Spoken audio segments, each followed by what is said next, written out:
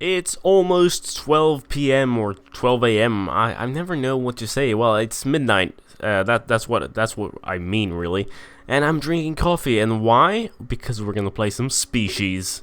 There have been quite a lot of comments in the last episode, and it's only been like 1 or 2 weeks since the last episode. The first comment was about a T-Rex, and yes, I totally agree. I should definitely engineer myself a T-Rex at some point. Unfortunately, I'm actually afraid of messing around with the engineering too much, because that tends to break worlds at this point, but you know, it's getting fixed, I think.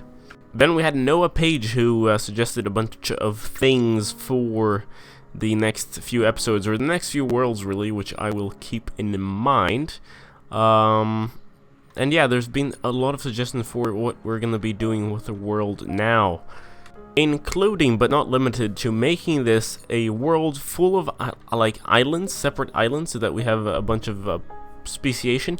And which what I find interesting is also changing the temperature up quite a few notches to make it like a lush, foresty paradise.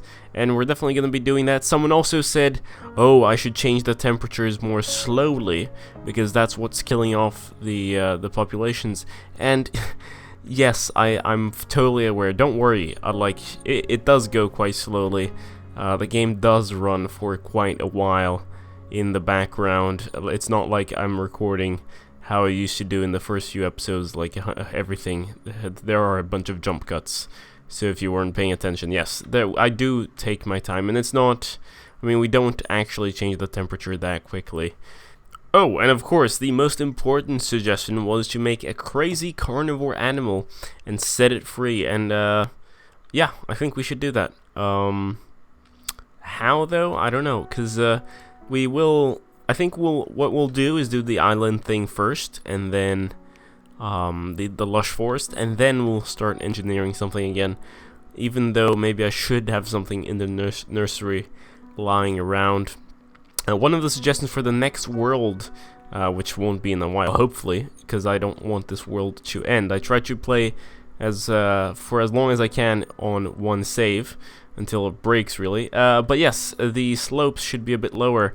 I kind of agreed. The only problem is that if the slopes aren't high enough, the issue is that if the world's too flat, a sea level rise basically floods the entire world, which can be kind of annoying. And they also, like, yeah, we should try that though. Like, I haven't actually tried. The thing with the carnivore, yeah, I was having a problem, like, most of them were turning into herbivores, but we do have quite a lot of omnivores at this point, so I think we should be fine. And the problem with releasing, if I was to genetically engineer a crazy carnivore and release it on the world, my worry is that it would just, like, kill everybody, and then the population would pretty much, you know, die off, maybe, but, you know, we can always try. You know what? Actually, I'm thinking maybe we should have the sea level quite low for just a little bit longer, because it was quite recently we lowered the sea levels. I think it was at the end of the last episode.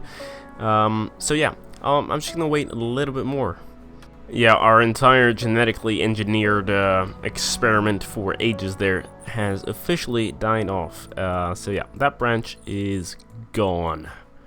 Oh, and someone did remind me that in the options you can find the background mutation, so you can actually change that as we go now. And I'm going to bump that up to like 1.2, I think, and we'll have the breeding range drop down to 18, just so we can get some more diversity going, I think. Right now, the clay diagram is very tall, but not very wide. You see, and already we're getting a bunch of different mutants coming off. Mutants, I mean, the thing with the mutations, since they don't have someone else to like breed with, I'm not too sure how that works out. So let's do something we haven't done in a while, and that's drive around. Oh man, I hate these rovers. Wait. We can do a different camera mode. Indirect driving, right, okay. was that? Oh yeah, okay, the camera moves, so now we know where we're going. That's good.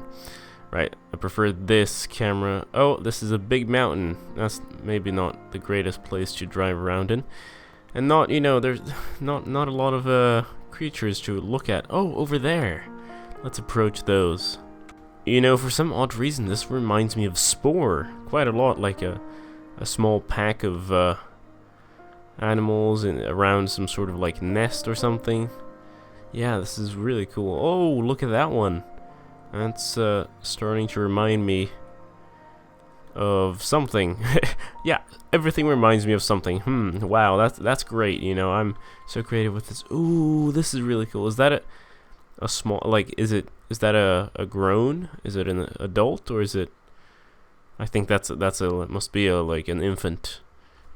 We are on top of the world. Yes. Okay. Yeah. No. But I've been kind of getting into game design. Not as in programming, because I'm still really shit at that. But my friend Mango Malarkey, if you haven't seen his channel, you should check it out. He's been working on a game, and I've been playtesting it with him, and I've been inspired by the stuff he's doing, and thought, oh, you know, maybe I should make a 2D game myself. And I've been learning about engines and shit. And I'm wondering, like, what engine is this running? Because I'm thinking it's probably Unity. That's just my thought, but I might be wrong. I should check it at some point. You're eating the rover there? Yeah, must be a really nice rover. What is that? Just a lovely sliding effect there. I think changing the background mutation rate was a great idea. I feel like we're finally getting like some more variation, nice color patterns. Oh man, this is man, I just love this. Look at all of these things. Look at them. Oh, look at that. It's midnight 01 and we're into day 1, so we've simulated this world for an entire day. That's incredible. We've done this before on some of our saves, but we're definitely seeing some more stability, I think, as the game progresses, which is great.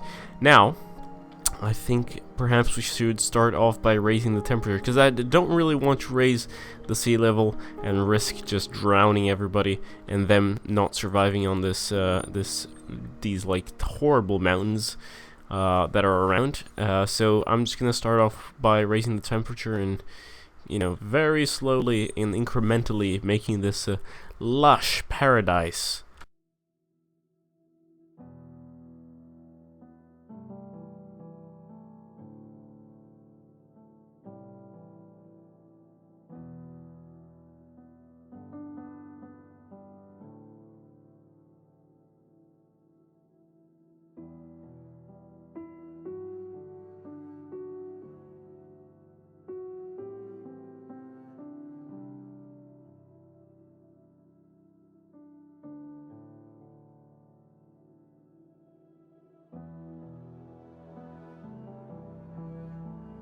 Yes, I know dinosaurs had feathers, but I'm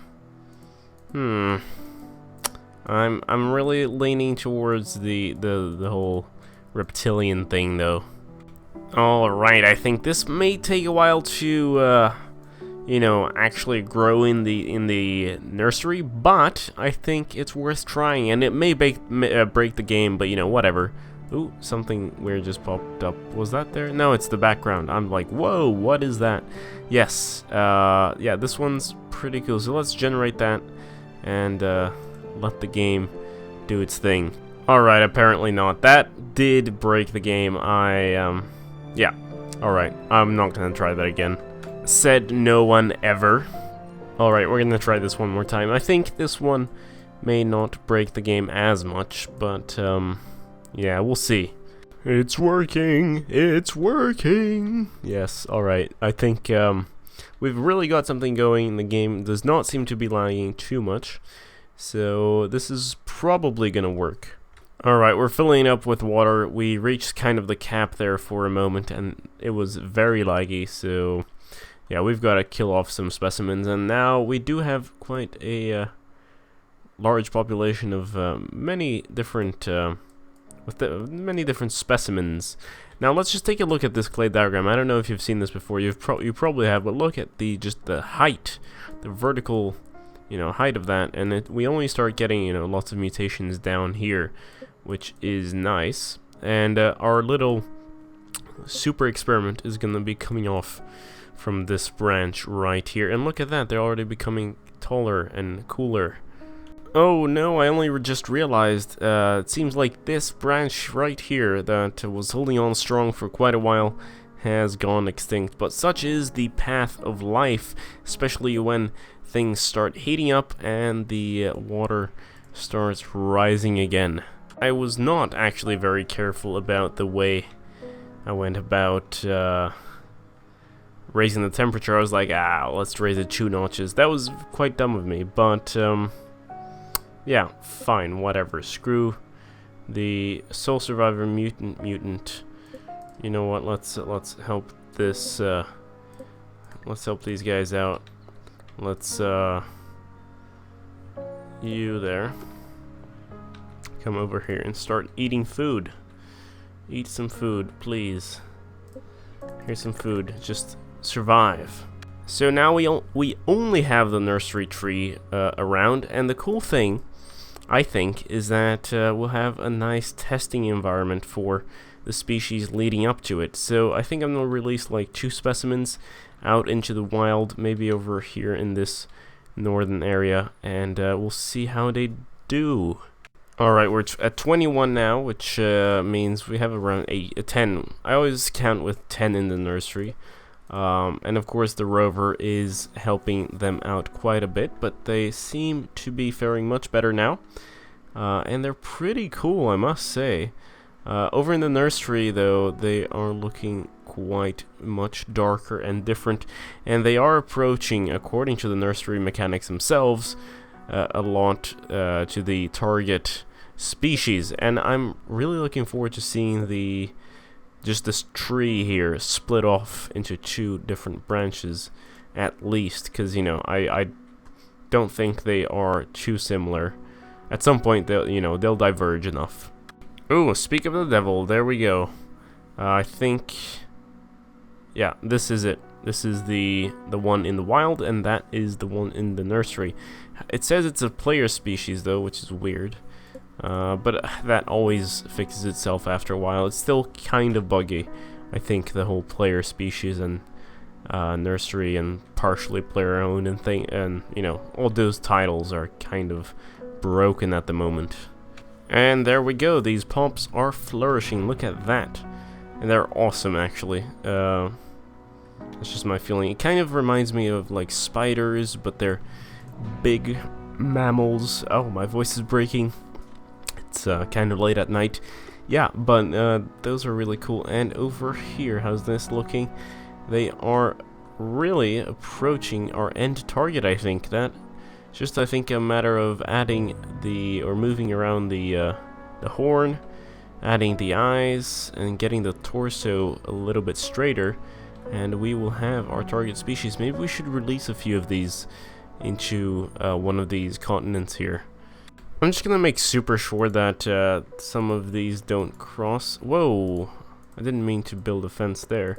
Let's delete that. What I meant to do was build a fence like so, and maybe one like, I don't know, like this, around like that. Yeah, we'll think this might be good enough.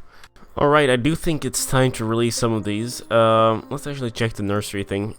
It's pretty much done. I mean, the eyes aren't there and the horn isn't there, but whatever, screw it. Let's take a specimen out and another one here, you.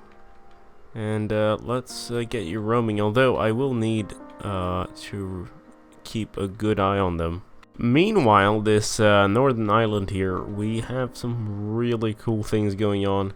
They're definitely adapting to their environment. And look at that one. That is huge. Just imagine, like, I think a human...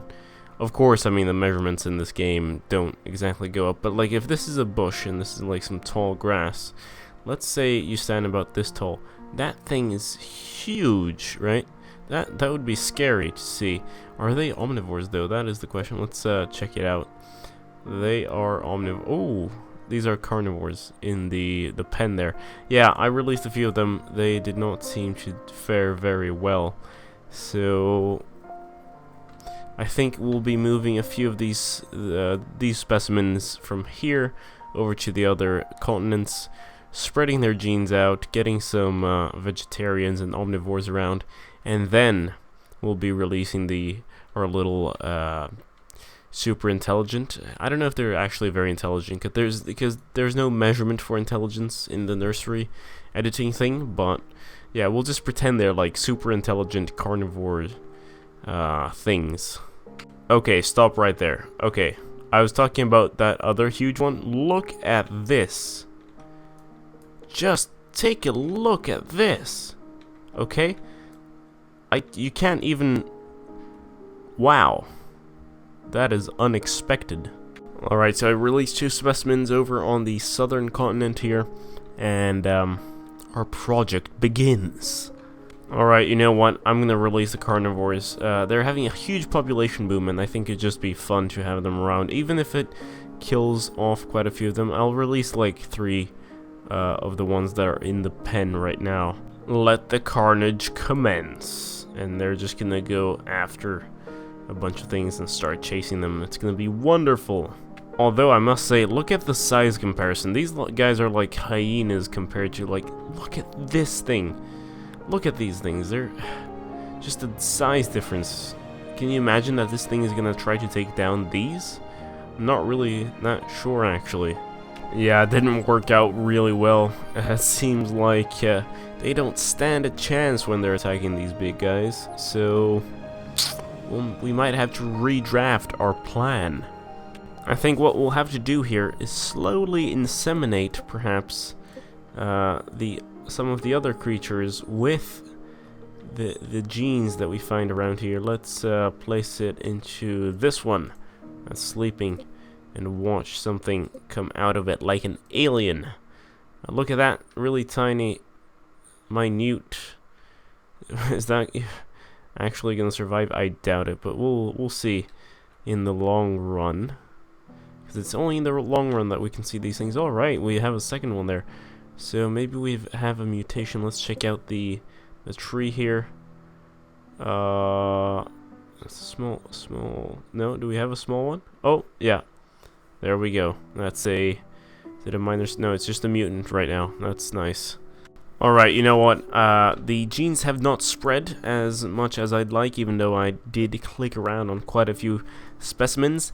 Really, I'm kind of running out of ideas, so maybe someone should suggest something. We're not changing worlds just yet. Of course, we are going to play around with this. But I'd definitely like to hear your suggestions for how we're going to release this species into the wild, how it's going to work, and if I should keep raising the sea levels. My only worry about raising the sea levels any further is drowning the nursery, which would be quite terrible. In any case, yes, of course, don't forget to leave a like. It really helps the channel out. Subscribe if you haven't already. And as always, this has been Game Gabster. Farewell.